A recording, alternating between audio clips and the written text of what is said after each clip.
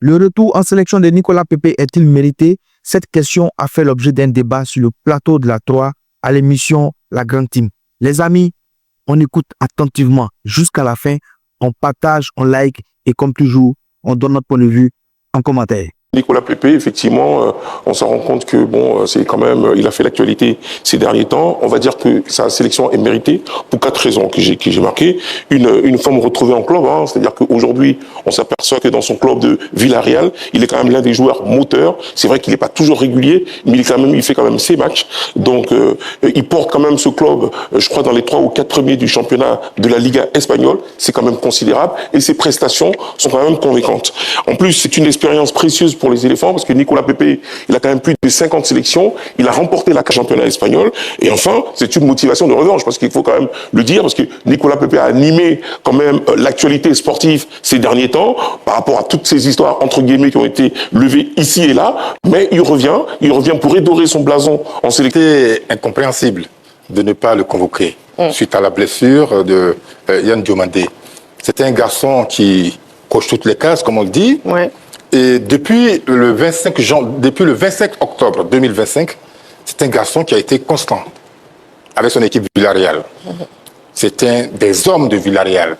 Ils sont 3e dans la Liga espagnole, derrière les 2 gros bras que sont le Real de Madrid que sont le Barça et le Real de Madrid. J'arrive difficilement à prononcer Barça parce que mais Ballot il prononce très bien Barça. Je ne suis pas supporter de Barça. Mais Ballot il prononce très bien Barça. C'est un fervent barcelonais. Donc, Barça.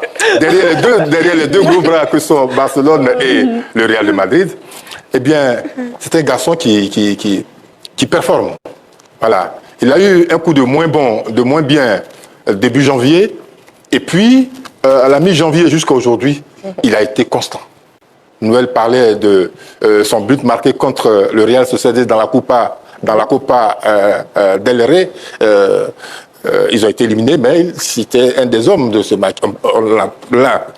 Hier, le week-end dernier, il a encore marqué un but qui montre tout le caractère de ce garçon, le calme olympien, un contrôle facile, le dribble aisé.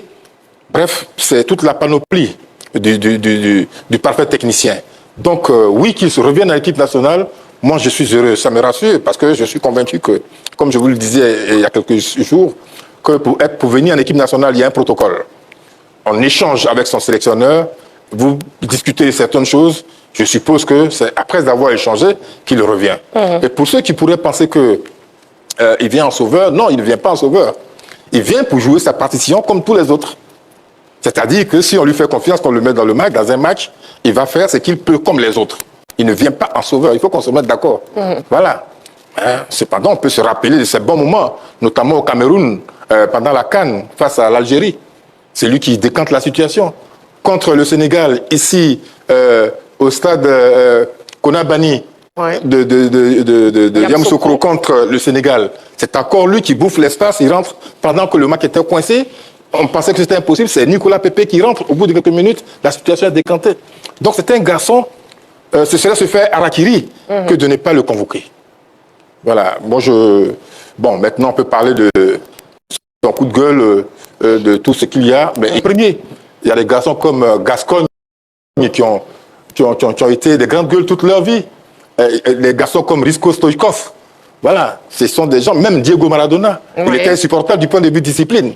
Johan Cruyff, c'était encore l'une des plus fortes gueules de la sélection espagnole. Mais ils sont restés dans leur équipe. Je ne vais pas revenir sur certains propos, mais je pense que le sélectionneur a bien fait de reprendre ce garçon dans son équipe. Ce serait quand même grave de ne pas le sélectionner parce que sur ses performances, il est terrible.